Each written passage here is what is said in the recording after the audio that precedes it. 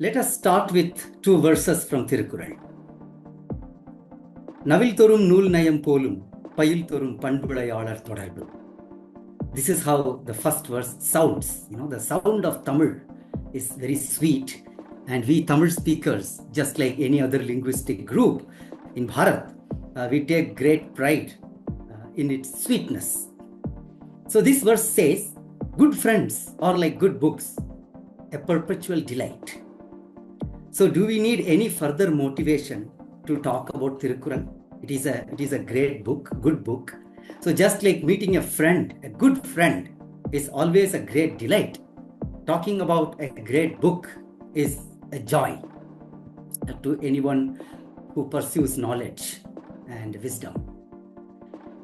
And the next verse says, Arathinung aakamum illai, adanai marathalin oongillai kedu, which means there is no greater gain in the world than Dharma. No surer path to ruin than its neglect. So this verse was penned, more than 1,500 years back. And even in the contemporary times, it is so relevant, as we can see. We are seeing it in the present times.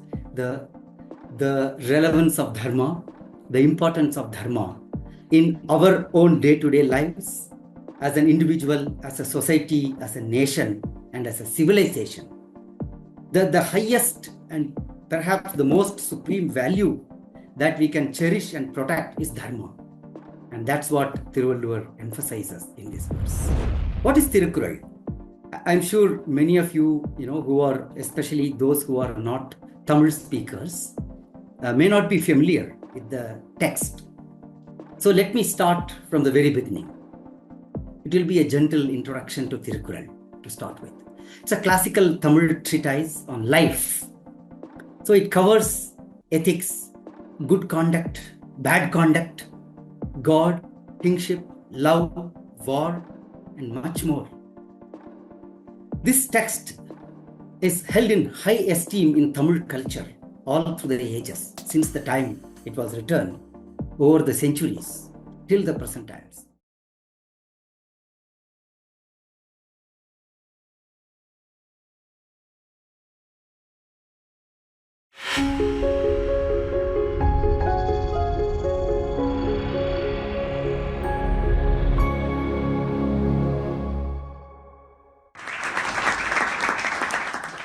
Namaste and welcome to another episode of Indic Talks organized by Center for Indic Studies. I am Ujasvi Mishra. Today we will be discussing Tirukkural, which is a supreme Dharma text of Indic wisdom. It is an ancient Tamil text of Maharishi Tiruvalluvar, who is a treasure trove of timeless wisdom. This talk will illustrate its richness and uniqueness, its place in the pan-Indian Dharmic literature, and the Dravidianist attempts to de-Hinduize and alienate it. And to delineate the same, we have our speaker today, Jataayu, who has been writing and speaking on a range of topics related to Hindutva, Hindu philosophy, history, and culture since 2005, both in English and Tamil. A technology professional by vocation, he is a scholar of Ramayana and Tamil literature as well. I welcome you, sir, and I request you to take over from here. Yeah, thank you, Ojasvi. It's a pleasure to be delivering another talk as part of the Center for Indic Studies of Indus University. I think I have already given some two talks in the same forum. So good afternoon, all of you. Before we jump into our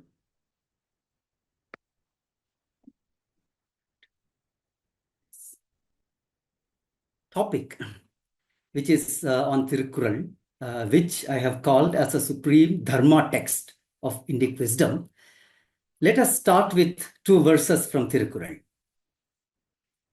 Navil thorum nool nayam polum, payil thorum panvulayalar thodarbu. This is how the first verse sounds. The sound of Tamil is very sweet, and we Tamil speakers, just like any other linguistic group in Bharat, we take great pride in its sweetness. So this verse says, good friends are like good books, a perpetual delight. So do we need any further motivation to talk about Tirukkural? It is a great book, good book. So just like meeting a friend, a good friend is always a great delight.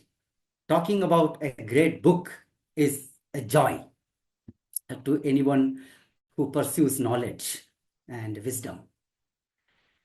And the next verse says, "Arathinung ஆக்கமும் இல்லை, அதனை மறத்தலின் ஊங்கில்லை கேடு," which means there is no greater gain in the world than dharma, no surer path to ruin than its neglect.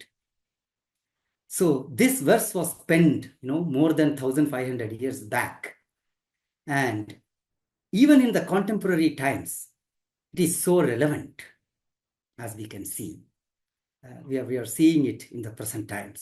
The relevance of dharma, the importance of dharma in our own day-to-day lives, as an individual, as a society, as a nation, and as a civilization.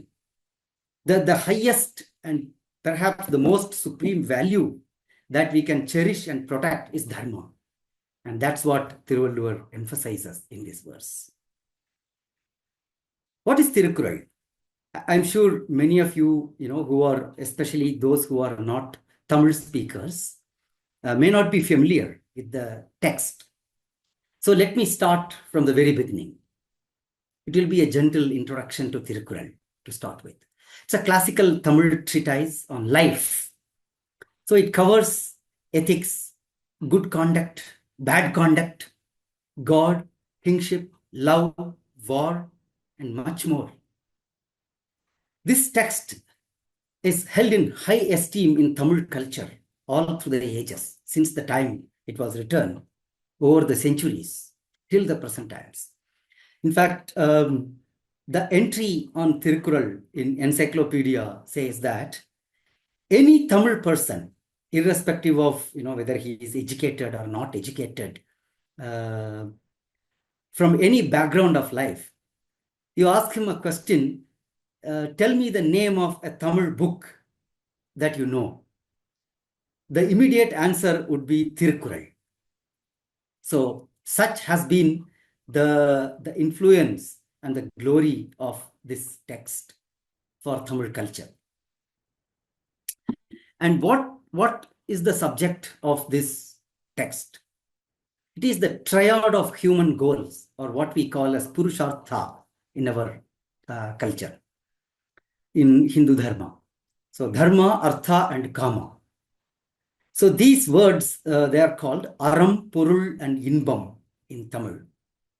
So, Tamil is perhaps the only language, in Indian language, which has original words for these Purusharthas. Perhaps in all other Indian languages, they would just be called as Dharma, Artha, and Kama. So this itself shows the antiquity of the Tamil language and how it has co-evolved with the overall Bharatiya tradition, retaining and assimilating and contributing to the best of pan-Indian tradition, enriching it, and also preserving its uniqueness. So this text, Tirukkural, in many original traditional texts, its name has been mentioned as Muppal. So, which literally means 3 categories. And if you translate that to Sanskrit, it will be Trivarga. And this word Trivarga has been used in the Sanskrit literature. In fact, it is used right from the Mahabharata times to preserve this triad of human goals. In fact, there is a scholarly opinion that the 4th goal, which is moksha or liberation, was really a later development in the Hindu thought process. And our original itihasas, both the Ramayana and Mahabharata, predominantly speak about these 3 Purusharthas only. So they form the core of Dharma since the ancient times. And interestingly, there is so this text has 3 books or 3 cantos, what you can call. So they are again called Arathupal, Purpal, and Inbathupal or Kamathupal. And it has 133 chapters. And the chapters are called Adhikaram. And each chapter has 10 verses. And so in total, we have 1,330 Kural verses. So this is where the word Kural comes from. It means short, concise, and abridged. So here it indicates a literary term to refer to a short poetic meter, a chandas, with just 2 lines. That's why it is called Kural. So those who are familiar with the poetics,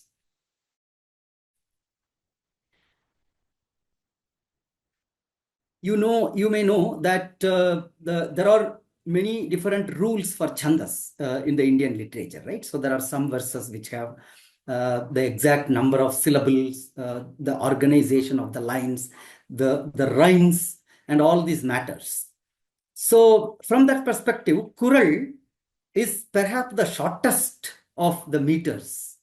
And this has really made the text Tirukkural very beautiful and rich. For example, it is very easy to memorize the Kural verses because they are just 2 lines, and it is pregnant with meanings. At the same time, the way this text is structured, this is not like sutra, as a sutra like Patanjali Yoga Sutra or Brahma Sutra, also is very short, just a few words.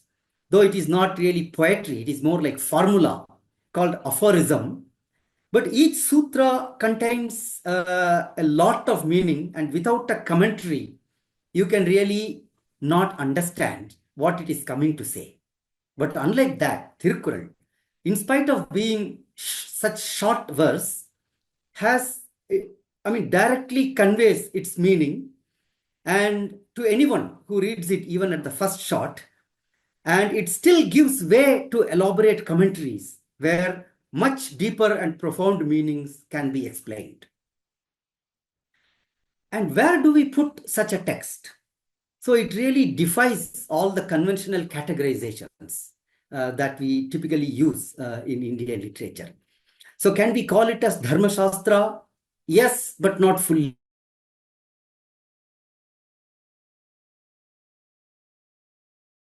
Like, for example,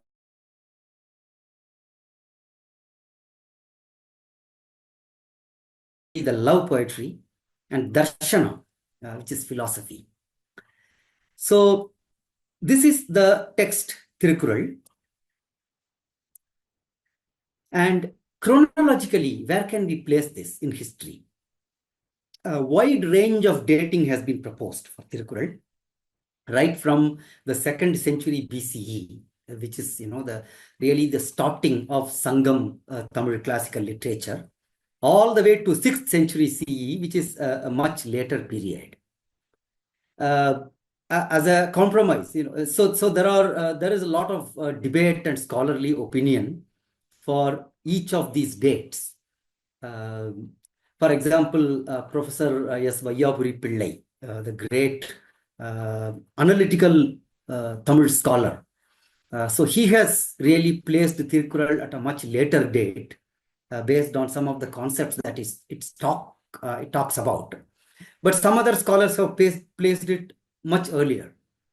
So, perhaps, but it is very clear that it belongs to a period immediately after the Sangam classical literature composition. So the Sangam classics are organized into anthologies called Ettu Togai and Pattu Pattu. So they contain the poems of love and war, which are the earliest poems in Tamil literature. So they are dated from 200 BCE to 200 CE, roughly about 400, 500 years of evolution of poetry. So Tirukkural kind of immediately follows that period. It doesn't belong in that period, but immediately follows it. That is generally agreed by everyone. So we can place it around 3rd or 4th century CE in time. And there are really no ambiguities in its authorship. Everyone agrees that, unanimously agrees that Tiruvalluvar is the author of this text. And its form and content, there are really no controversy over there. In fact, multiple manuscripts of this text show very minimal variations. So it is a very tight and authentic integral text. And it is phenomenal that the text has been preserved in such a manner over a long period. There are sizable number of Sanskrit words in this text, which help dating the text.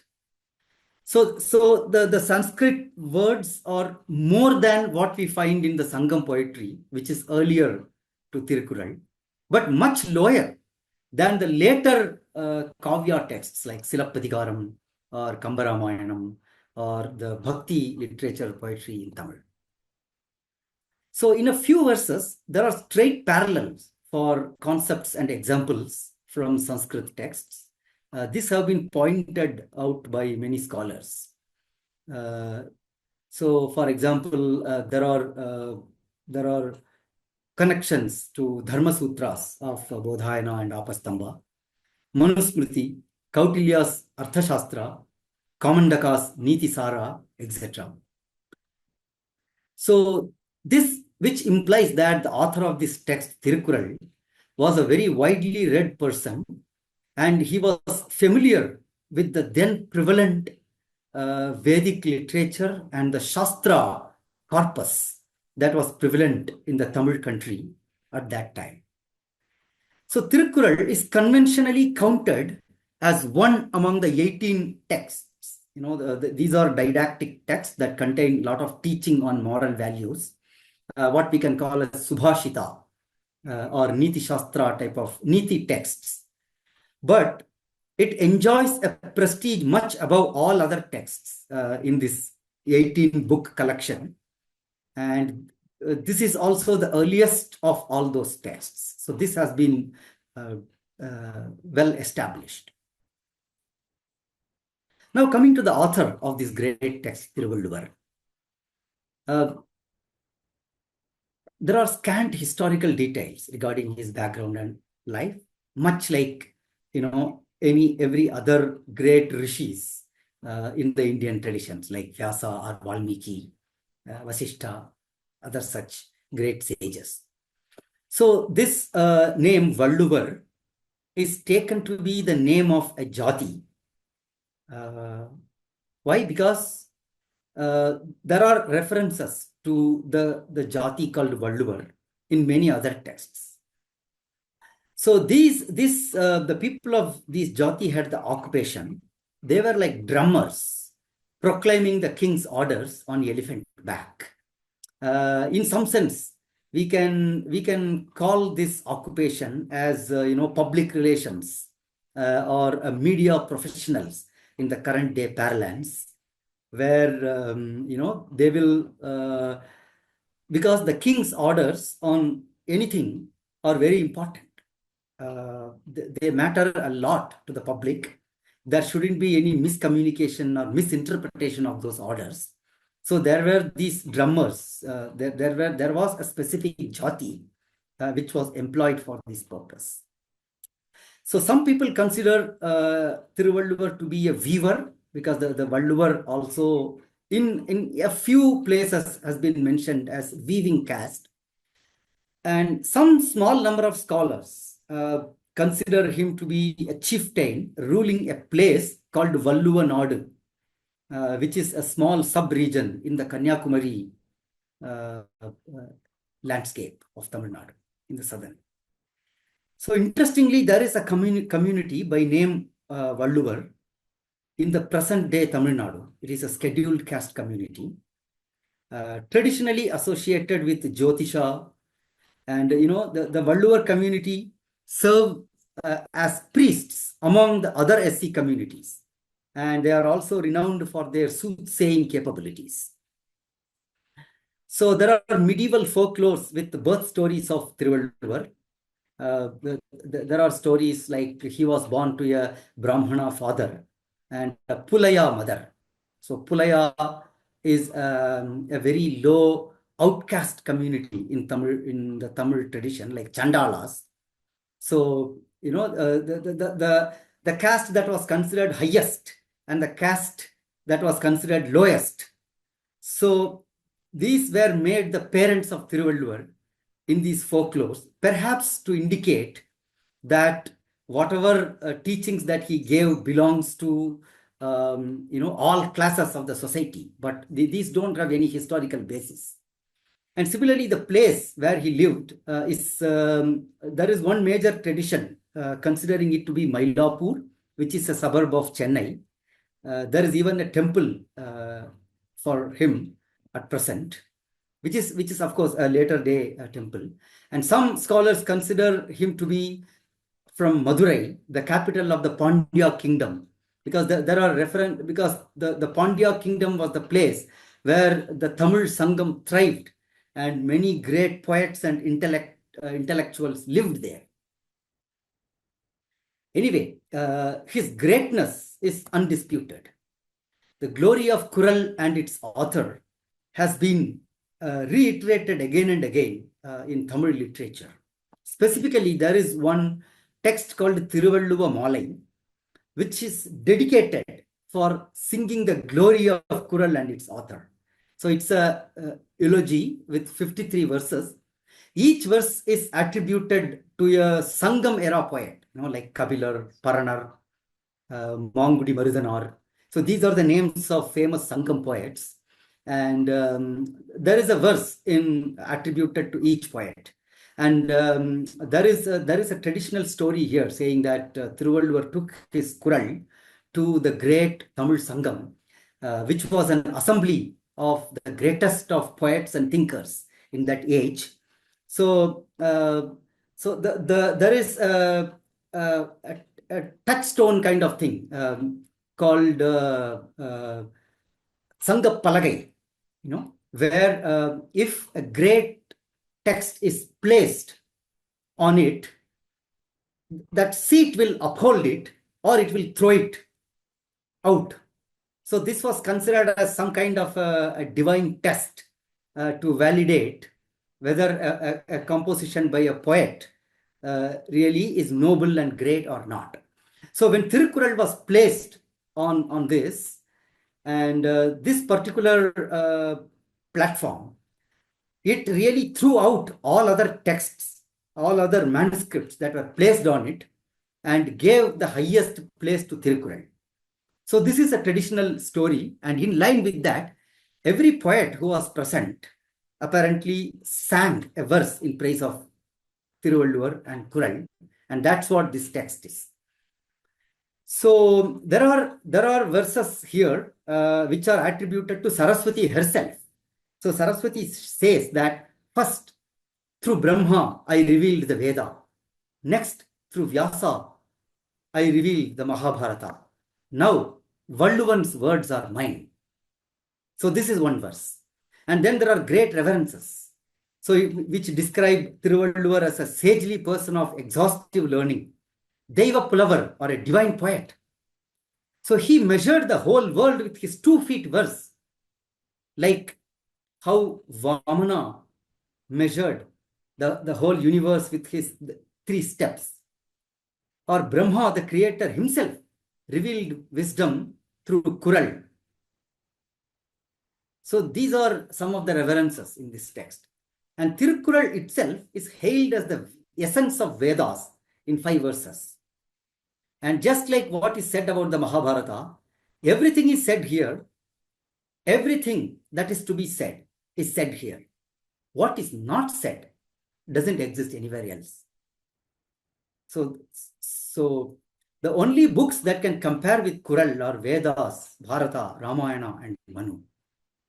And then 10 honorific names have been given for Kural, something like Tamil Marai, which means Tamil Veda, Pudu Marai, a Veda that is common to all. By the medieval period, the Smritis had considered that only the 3 Varnas, Brahmanas, Kshatriya, and Vaishya, are entitled to study the Veda, and Shudras do not have right over it. just to contrast with that, so Tirukkural has been called a Podumarai, which means a Veda common to all. And it has also been called Poyya Muri, speech that never falters. In fact, till about 18th, 19th century, even during the British era, it has been said that even in British courts, people will bring Tirukkural book and they will take a oath over it that whatever they are saying is true. Such has been the prestige accorded to this text. Some glimpses from Kural. Neither the high-born who act low or high, nor the low-born who act high, low. By birth, all men are equal.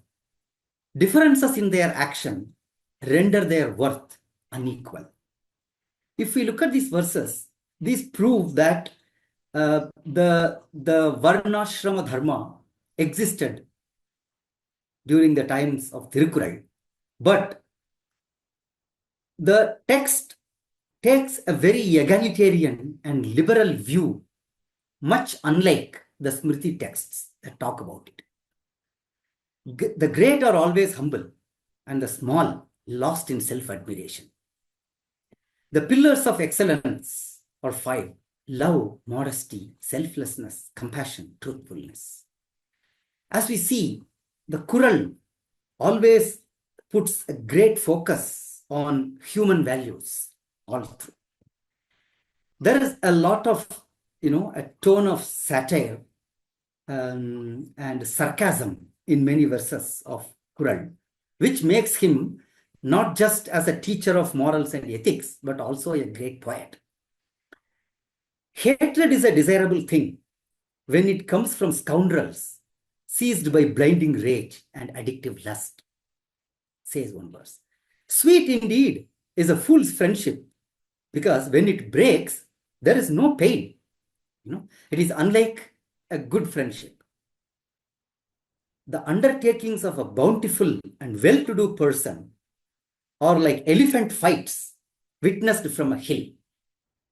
So this we can see even in the present times. A person who is really sitting at the position of power or a financial security, he can do things without being perturbed by what is happening on the ground. So the kind of metaphor that is given by the Kural here, like watching the elephant fight from a hill, it's very beautiful. Love and virtue are the flower and fruit of domestic life. In fact, this verse is printed in many wedding invitations in Tamil Nadu, even today. The loveless grasp all, while the loving with their very bones help others. Even a lie is truthful if it does unsullied good. So this we can compare with the Mahabharata's idiom of Satyam Bruyat, Priyam Bruyat, Na Bruyat Satyam Apriyam. So the following verses, they are from the third book of Kural, which is Kamatupal. So here, it is very poetic. In fact, the whole third book of Tirukkural is a delightful love poetry.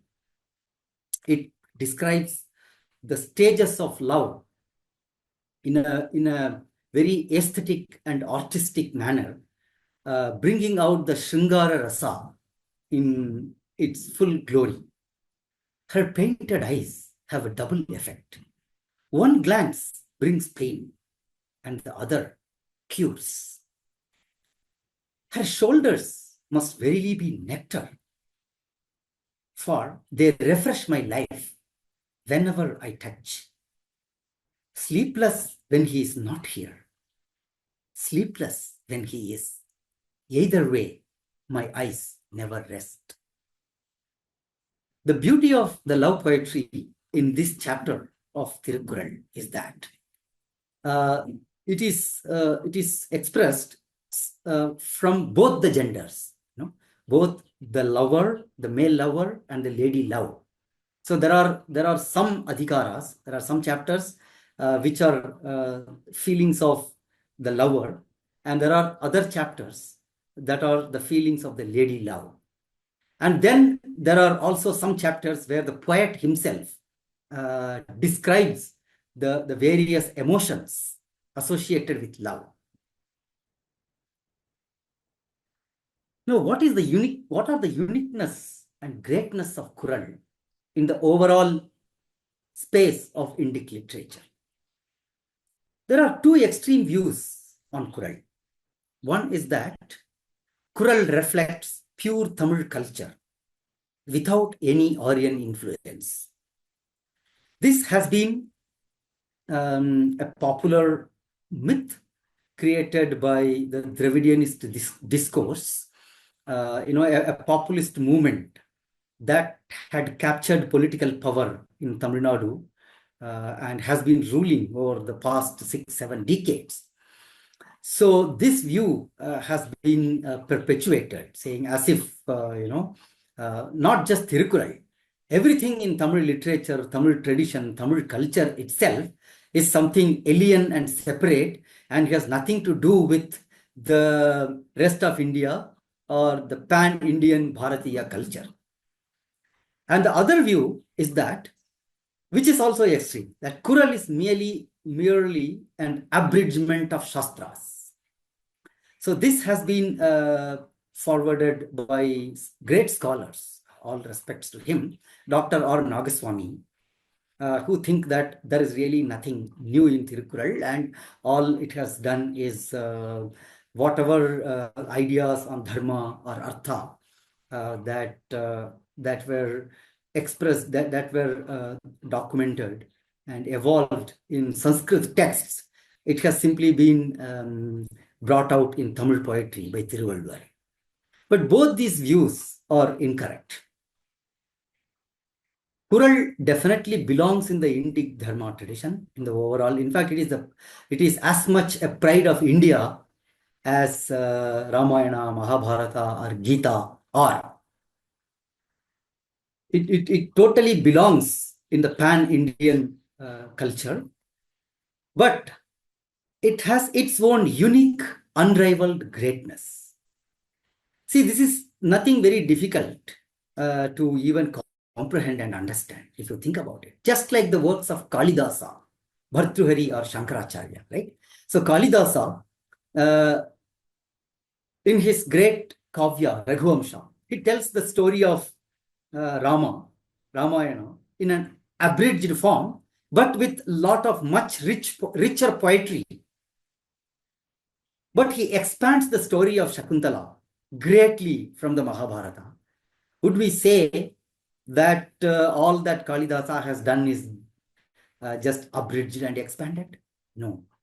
The same goes for Bhartruhari, who wrote the three, great works like Niti Shatakam, Vairagya Shatakam, etc. And Shankaracharya, the Advaita Vedanta that he propounded has been coming from the Upanishadic times. But Shankaracharya had a unique contribution. The same thing can be said about Tirukkural and Tiruvalluvar also. So Tiruvalluvar expresses many original and refreshing takes on all aspects of life. In fact, due to paucity of time, I can't go over the contents of Tirukkural in great detail, but whatever glimpses that we just saw in the previous slides, I'm sure you can appreciate that many original refreshing takes are there in Tirukkural. For example, there are nuanced and balanced views on Dharma itself, and then Dharma versus Artha. So the relative importance, which is important, like virtue or wealth. So there are, virtue is the thing. In fact, it is that which sustains the earth, sustains humanity itself. But then wealth is a practical reality. Without the power of wealth, people cannot even perform dharmic acts. So Valluvar Tiruvalluvar really brings very balanced views on both these. And same goes for Himsa versus Ahimsa. Some of these which we will see in the subsequent slides. And destiny versus free will. In fact, there is a chapter called Wool in Tiruvalluvar, in Tirukkural, which is fate or destiny. And where he really says, that the power of destiny is so much that it is the biggest force in the world. But then there is another chapter, All Vinay Udaimai, where he says that those who have will and determination, they will overcome even the force of destiny and power. So, and similarly, his views on governance, kingship, taxation, and statecraft, they are strongly anchored in Dharma, but there is also a lot of realpolitik on it. They are very bold, but they cannot be called as, Kautilyan or Machiavellian. There is his own value system is reflected in his in the ideas, in all his ideas on Rajadharma and Artha itself. And similarly, his treatment of karma, we just saw a few verses. It is very sensitive and poetic. In fact, some scholars have compared this with Kama Sutra, which is completely absurd. Just because the book in Tirukkural is called Kamathu Pal, its treatment of love is completely different from Kama Sutra.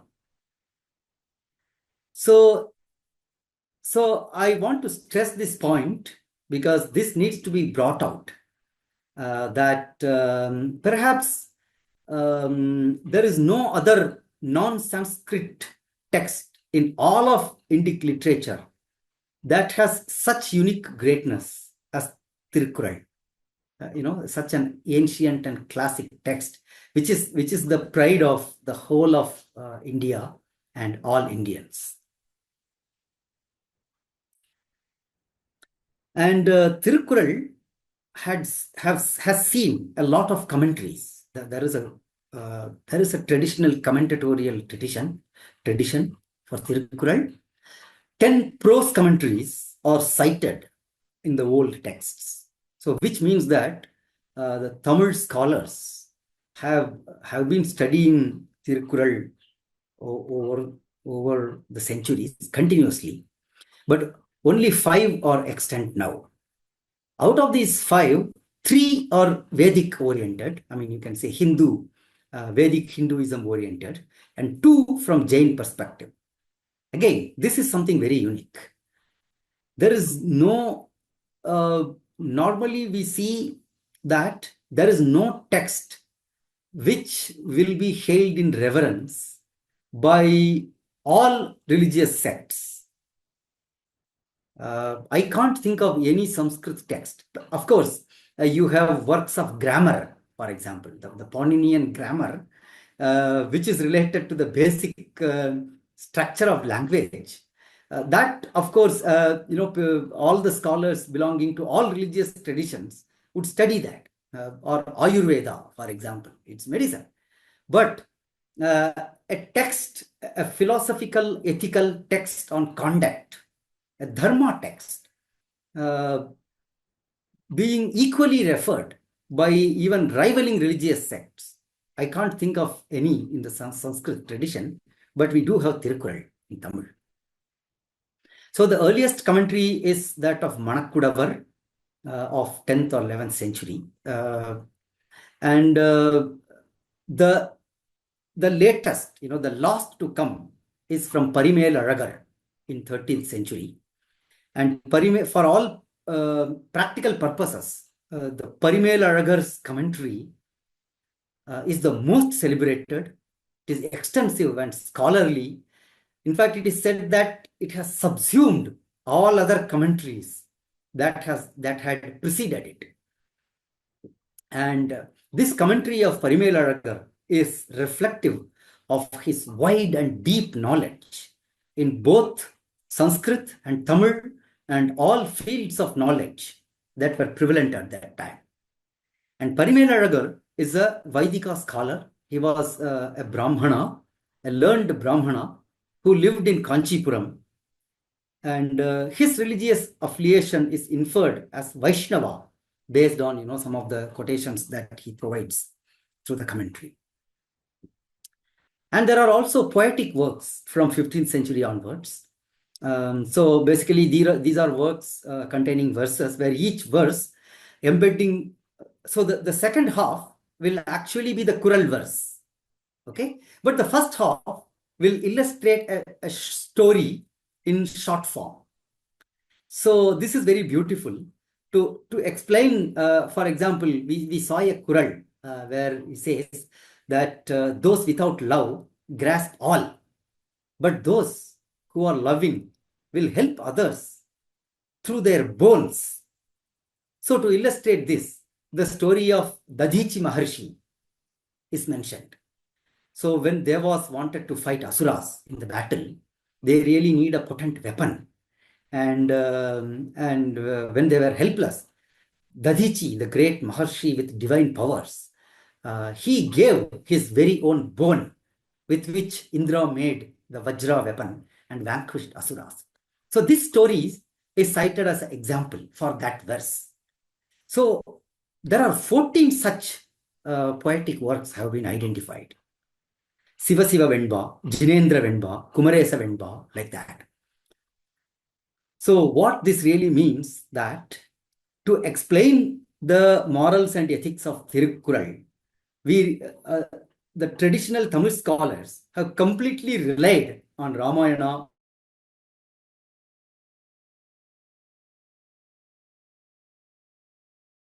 sphere.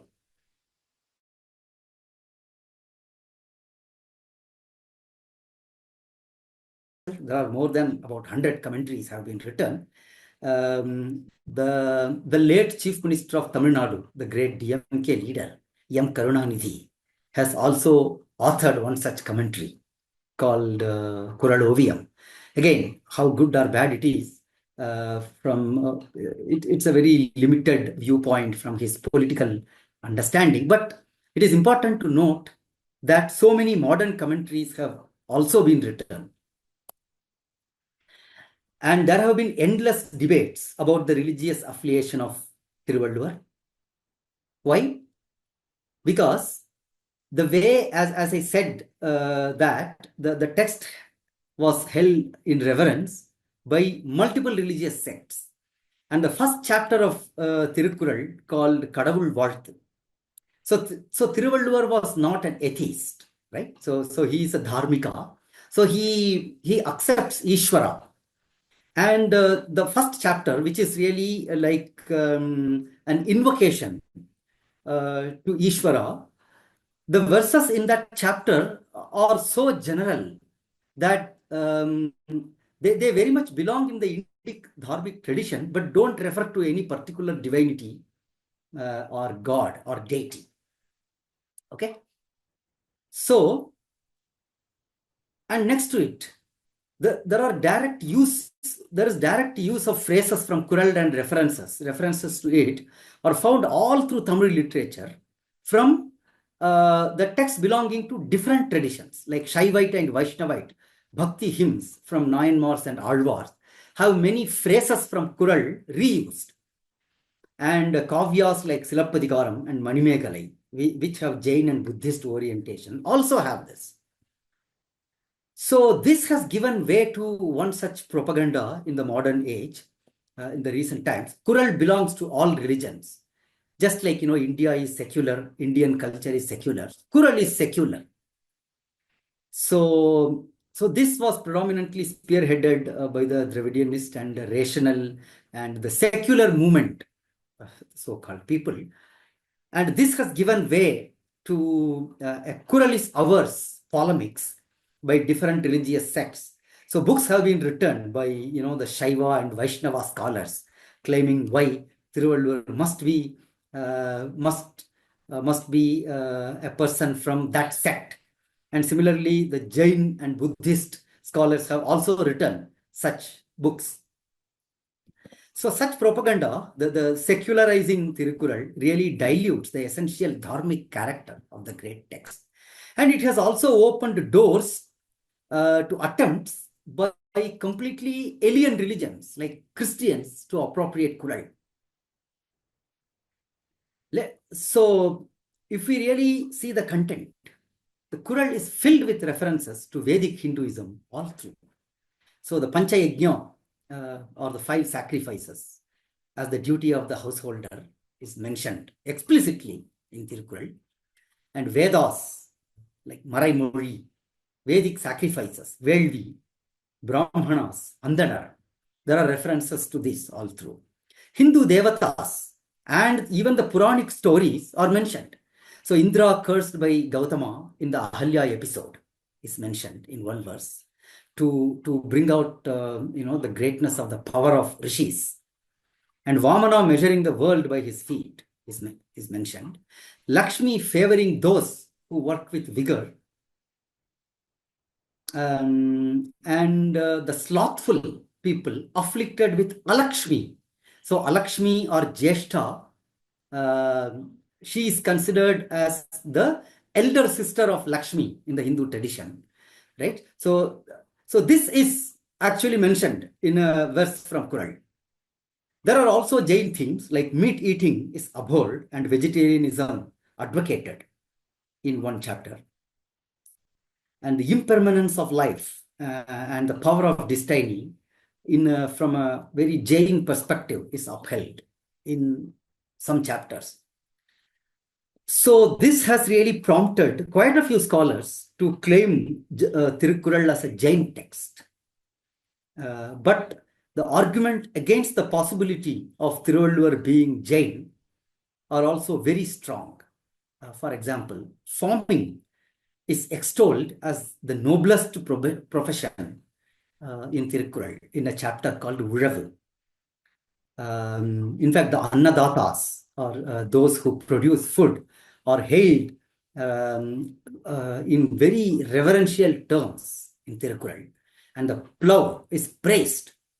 This is very much in contrast to the Jain tradition, in fact, which has called farming as a very, very mean occupation.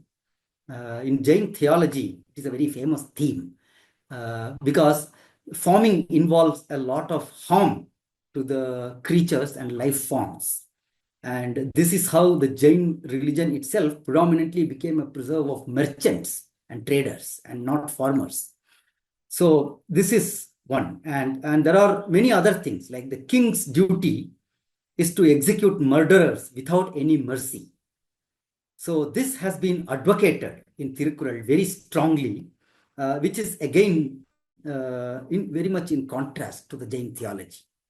So though Tirukkural is revered by all religious sects, has been revered throughout the ages, it can be going by the surveying all the arguments. It clearly belongs to the mainstream Vedic Hindu tradition. It has, right, whether it is in terms of Purusharthas or whatever relative value it attaches to the virtues. It can be safely assumed that it is really a Hindu text, Hindu dharmic text would be the appropriate religious affiliation of Tirukkural. So now, let's come to the Dravidianist attempts to de-Hinduize Tirukkural. So why this happened? So we need to understand the Dravidianist dilemma at work here. So as many of you may know, that the Dravidianist movement itself was born out of the false Aryan Dravidian colonialist theories in the late 19th century, which was propounded by Indologists like Max Muller, Robert Caldwell, and the Western Indologists, based on a skewed linguistic discourse. So this Dravidian movement was racist and anti-Brahmin in character originally, but later turned into anti-Hindu and anti-Indian, and continues this character till today. Even as we speak this, the chief minister and the deputy chief minister of the state of Tamil Nadu, in the last 5 days, if you really go over their speeches, they have, in fact, the deputy chief minister abused the governor of Tamil Nadu, N. Ravi, as an Aryan and an alien.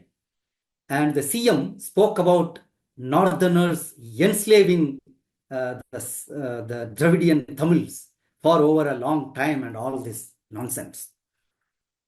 So it tried to stand on two irreconcilable ideological legs.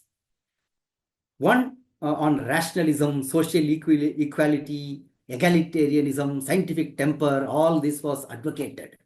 It was said that, Dravidians are all this, and Aryans are all like regressive and caste-oriented, whatnot. And on the other hand, there is Tamil supremacy, bordering on fascism, and southern Dravidian indigenous culture opposed to the northern Aryan one, which is secessionism and separatism. But they stumbled on a real practical problem, as we all can guess, that the Tamil culture and literature, which they spoke highly of, it was totally Indic, and it was filled with Hindu ethos. We just saw Tirukkural in this talk. And the Tamil landscape filled with grand Hindu temples. In fact, Tamil Nadu is the state which has perhaps the most number of biggest and ancient temples all across Bharat. So to overcome this, what they did, they demonized temple culture. They linked it with superstition, Brahmin domination, etc.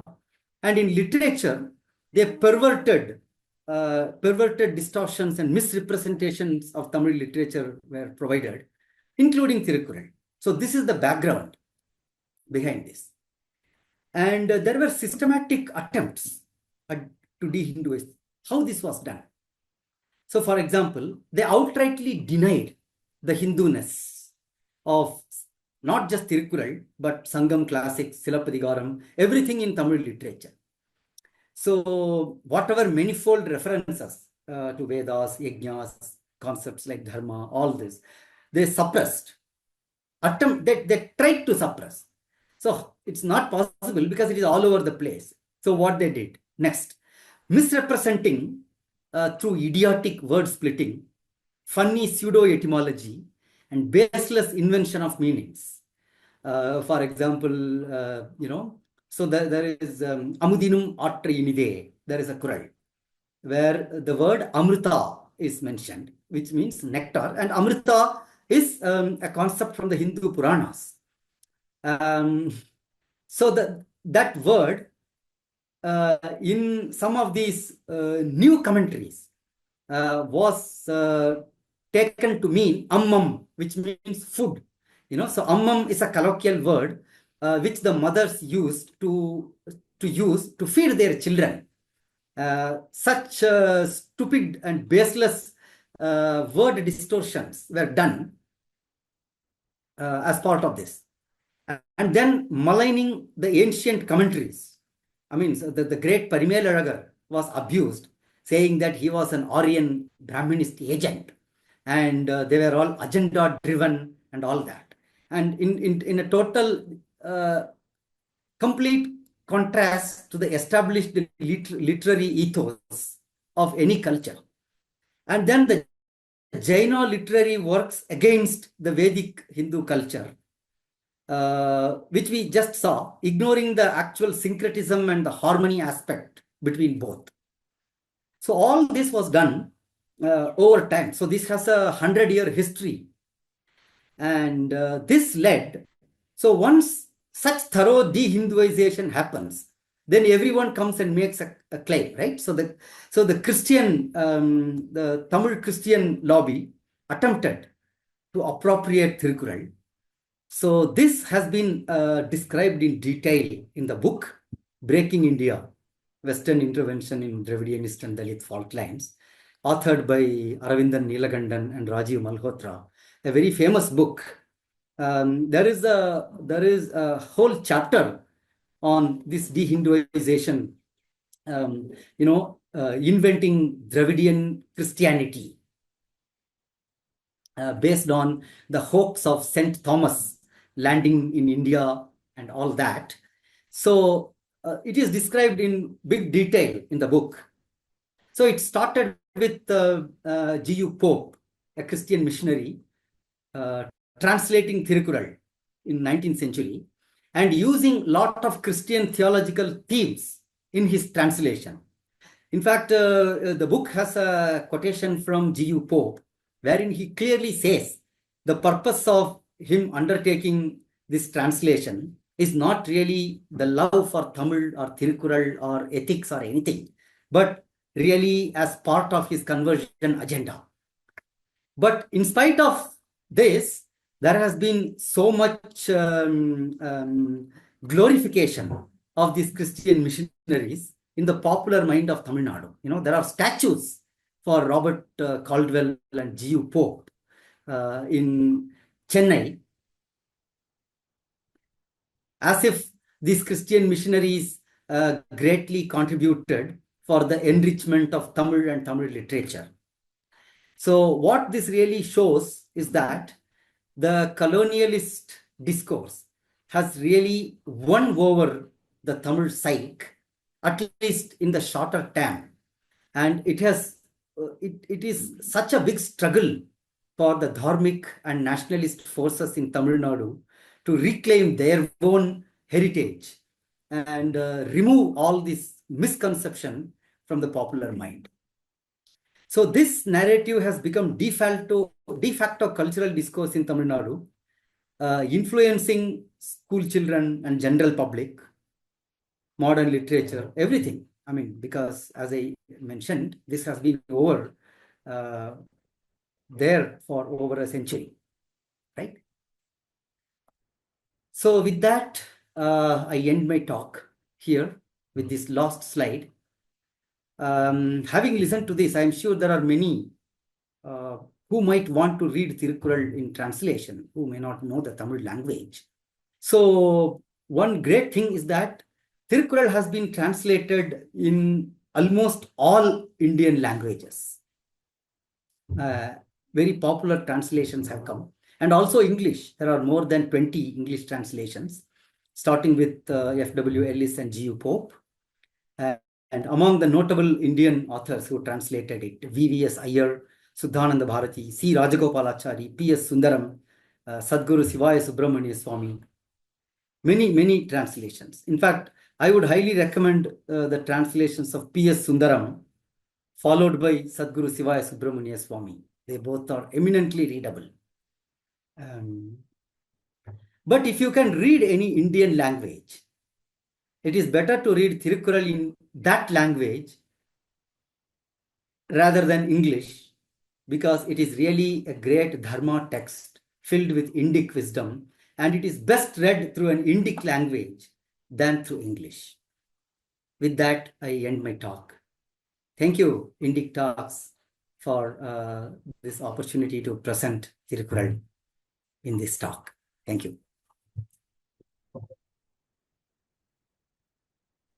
Thank you very much, sir, for that very insightful talk on Tirukkural. It has come to my understanding that a lot of people say that the writings of Tiruvalluvar are so versatile that there is hardly anything that he has missed to talk about.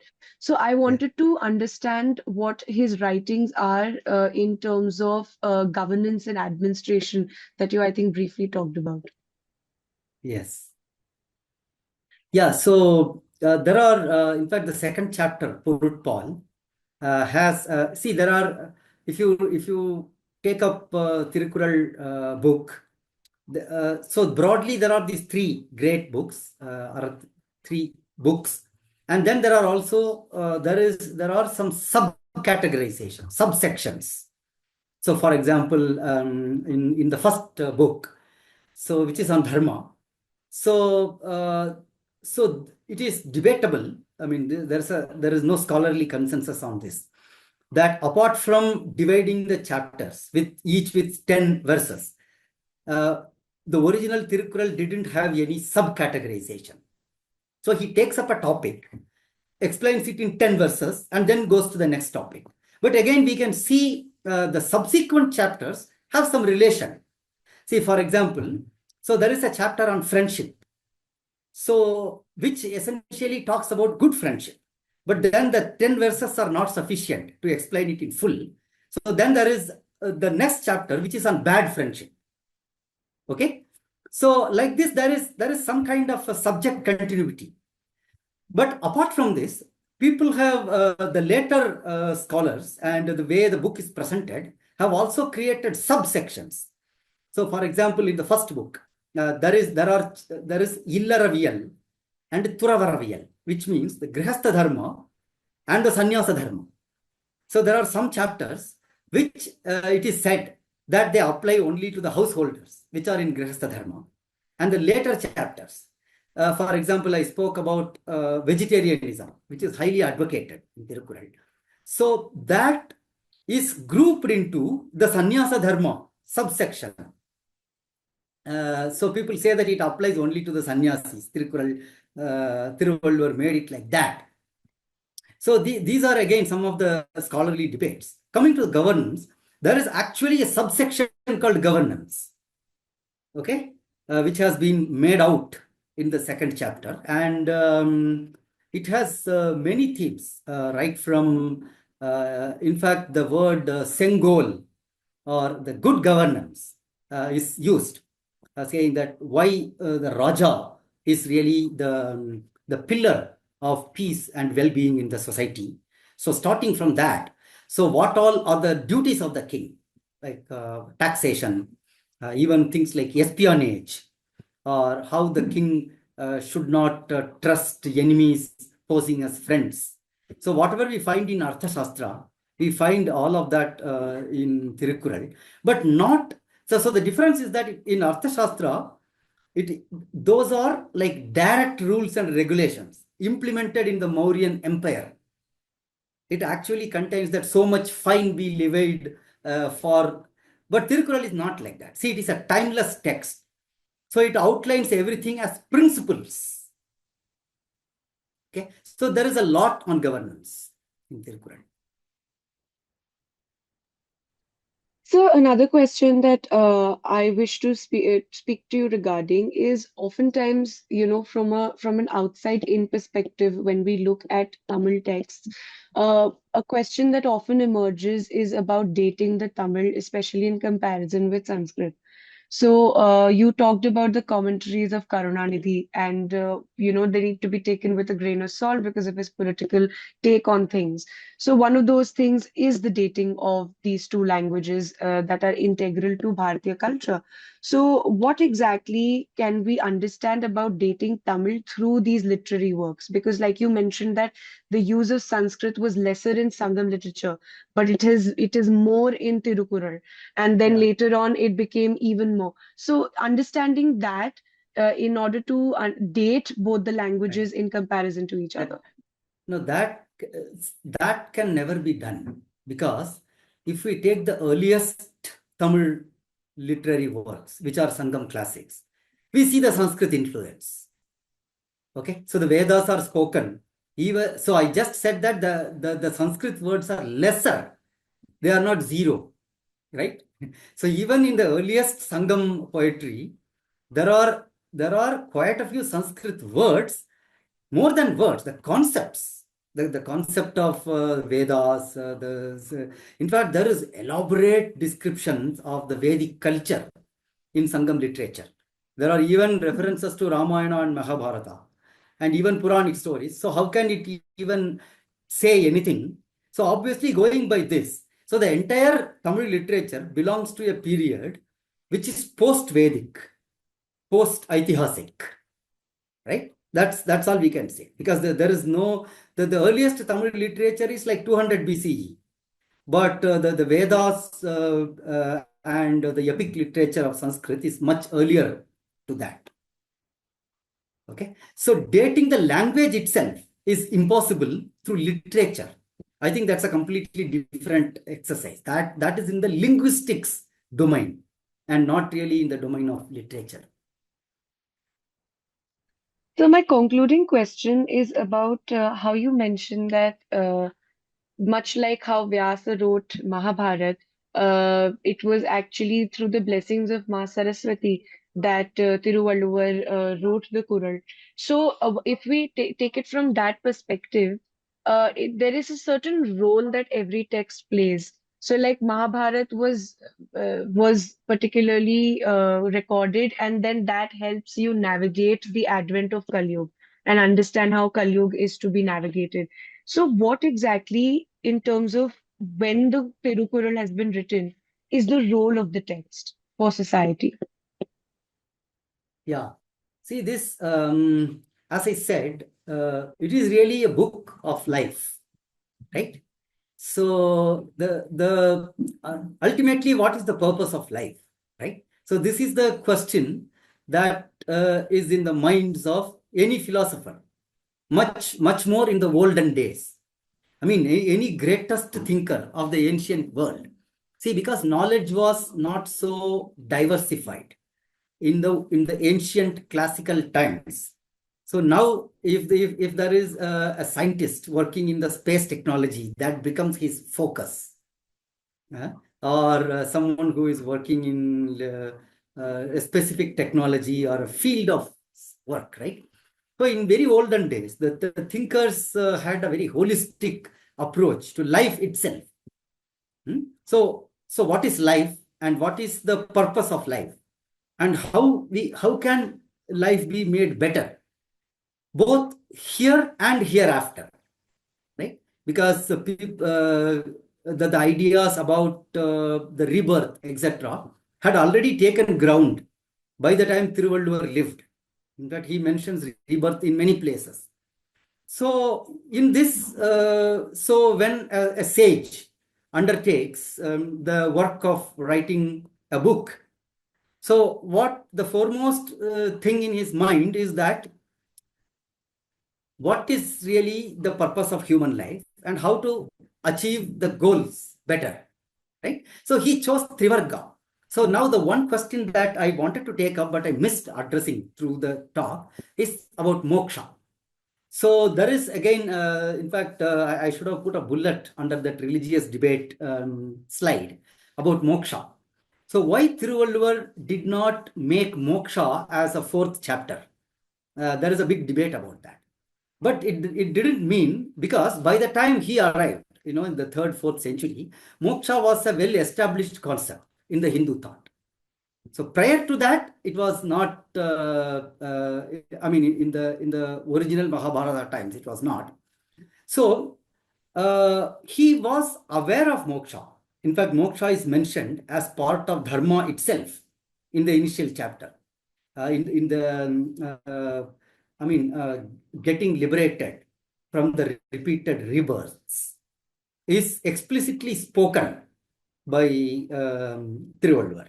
In fact, asceticism, which is essentially a major thought in the moksha dharma, is mentioned. Ascetics are mentioned with great respect in Tirukkural.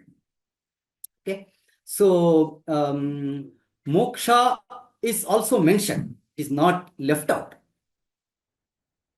So, but the overall philosophical focus of Tirukkural has been dharma. See, that it is very important. Though he doesn't leave out moksha, he really wanted to focus on the trivarga, the dharma, artha, kama part, rather than moksha, which many of the religious teachers and, right from Shankaracharya, Ramanujacharya, every other religious acharyas in the later Hindu tradition, they predominantly took up moksha. See, this became a trend in the Hindu philosophy later, that there is only moksha and much less talk on dharma, artha, kama. So Thiruvalluvar belonged to a period where this dharma, artha, kama really ruled the Hindu thought, and he wanted to make a text which is concise, but at the same time which is beautiful and pregnant with meanings. So that has been his focus.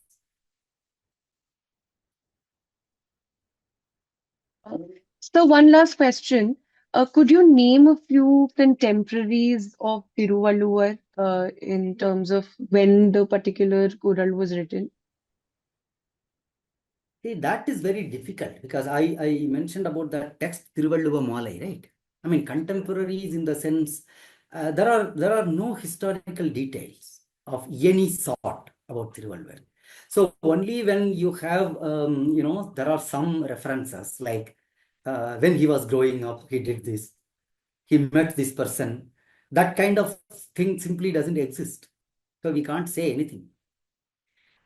Just that his chronologically Tirukkural can be placed at a particular period. That's all. Nothing much can be said.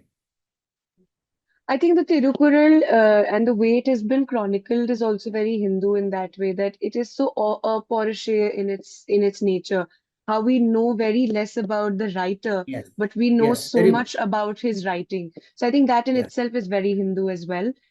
Thank you very much, sir, for your talk on Tirukkural.